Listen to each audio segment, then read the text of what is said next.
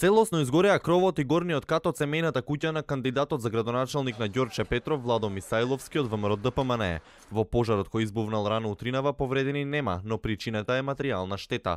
Во гасењето учествуваа 7 противпожарни возила и неколку пожарникари, при што еден од нив бил повреден. Тој беше пренесен во болницата 8 септември откако му се слошило од дишаниот чад, но веќе се наоѓа во добра здравствена состојба.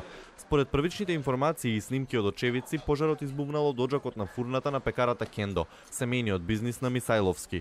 Тој и неговото семејство во текот на денот беа на местото на настанот, но не сакаа да го коментираат случајот. Не ја исклучуваат можноста пожарот да е подметнат поради политички реваншизам.